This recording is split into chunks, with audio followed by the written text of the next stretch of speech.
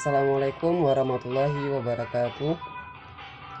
Bismillahirrahmanirrahim. Alhamdulillahirrabbilalamin. Puji syukur kepada Allah Subhanahu wa Ta'ala yang telah melimpahkan rahmat dan nikmatnya kepada kita, dan salawat kepada baginda Rasulullah Sallallahu Alaihi Wasallam. Baik, yang terhormat kepada dosen pengampu ilmu filsafat, perkenalkan nama saya Teddy dengan NIM 4325035, jurusan Komunikasi Penyiaran Islam Lokal B dari Fakultas Fuad. Baik, pada kesempatan ini saya akan menjelaskan yaitu fenomena yang terjadi pada abad pertengahan, yaitu zaman kegelapan yang disebut dengan Dark Age.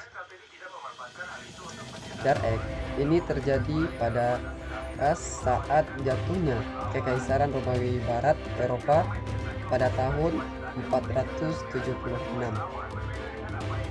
sekitar abad ke-5. Dengan jatuhnya Kekaisaran Romawi menyebabkan turunnya stabilitas politik dan ekonomi. Tidak hanya politik dan ekonomi, tapi aspek-aspek kebutuhan masyarakat juga turun pada saat itu.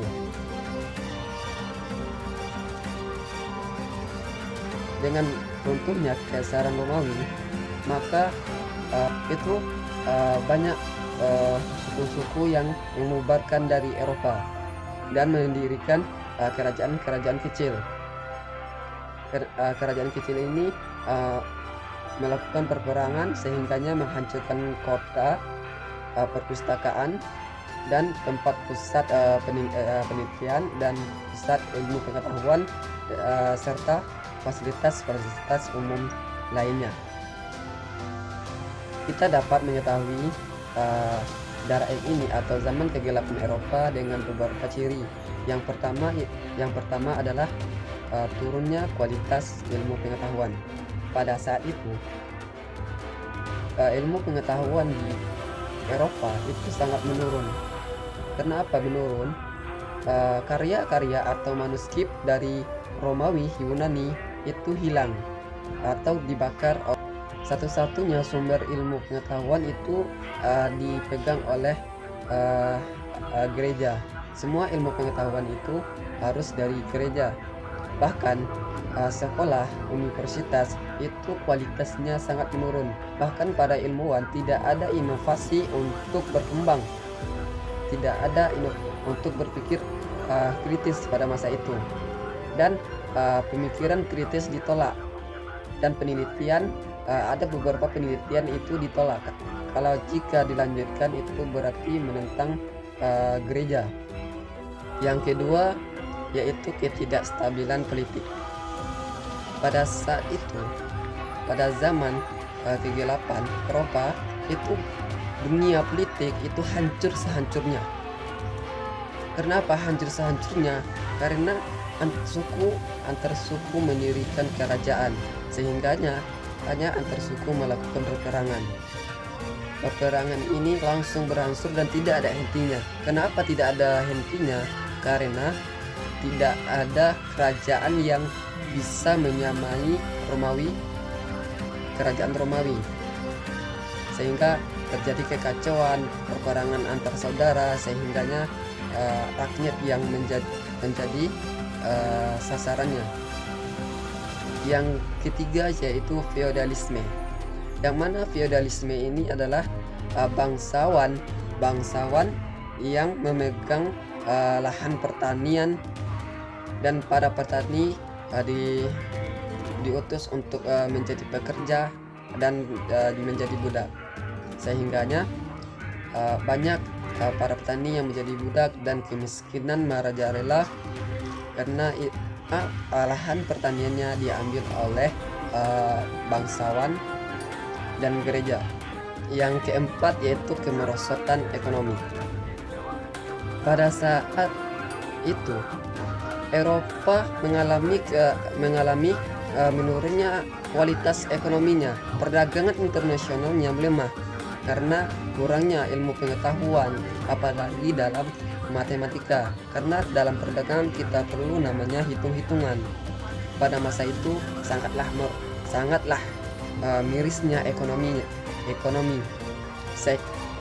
karena ekonominya menurun, dan juga disebabkan oleh perperangan antar suku dan kekacauan di mana-mana, sehingganya ekonomi Eropa pada saat itu menurun dan terhenti karena perperangan antar saudara. Yang kelima yaitu inovasi. Pada saat itu tidak ada para ilmuwan yang untuk inovasinya untuk memperkembangkan ilmu pengetahuan, sehingganya penemuan-penemuan yang ditemukan oleh Yunani dan Romawi seperti jalan, jembatan dan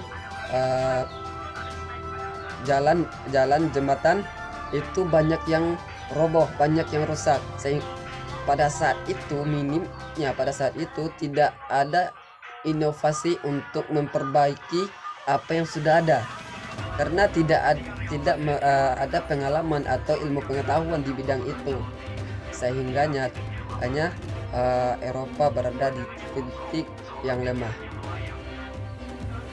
Pada zaman ini juga memiliki dampak, yaitu dampak negatifnya. Itu ada dampaknya. Yang dampak negatifnya yaitu yang pertama adalah stagnasi intelektual. Apa itu stagnasi intelektual? Yaitu tidak ilmu pengetahuan itu dipegang oleh gereja.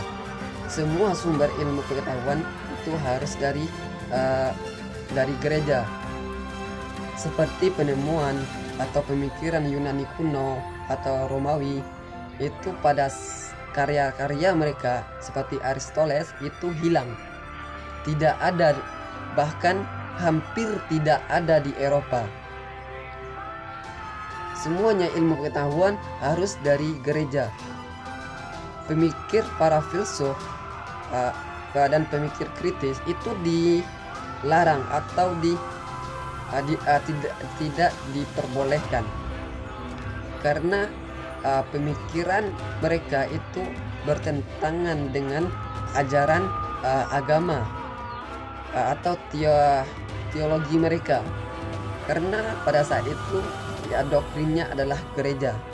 Jadi para filsuf yang berpikir kritis mengemukakan pendapatnya itu dianggap menentang gereja, dan mereka akan menentang gereja itu hukumnya dosa besar. Sehingganya para filsuf atau para pemikiran kritis diletakkan di para filsuf pada waktu itu dikucilkan. Mereka diletakkan di tempat pelosok, sehingganya mereka susah berkembang. Yang kedua yaitu hilangnya pengetahuan klasik, yang mana karya Aristoteles itu hilang, tidak ada di masa itu, karena gereja yang memimpin, gereja menghilangkan ilmu pengetahuan klasik. Jadi tinggallah ilmu pengetahuan dari gereja, turun dari gereja, ketergantungan pada gereja. Gereja menjadi salah satu tempat otoritas ilmu pengetahuan dan moral.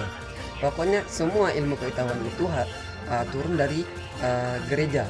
Gereja yang mengaplikasikan ilmu pengetahuan, gereja yang menurunkan ilmu pengetahuan mulai dari ketauhidan dan moral, itu semuanya dari gereja. Para pemikir filsuf tidak boleh. Kalau ada para filsuf itu menentang gereja, maka akan dieksekusi. Baik, hanya itu yang dapat saya sampaikan. Saya mengucapkan terima kasih kepada Ibu Rini Dian Agraini yang telah menjadi dosen kami selama 1 semester. Saya mengucapkan terima kasih banyak kepada Ibu yang telah mengajar kami dan memberikan kami ilmu. Terima kasih banyak Ibu. Tadi saya awal dengan salam, sekarang saya akhiri. Wabillahi taufiq hidayah. Assalamualaikum warahmatullahi wabarakatuh.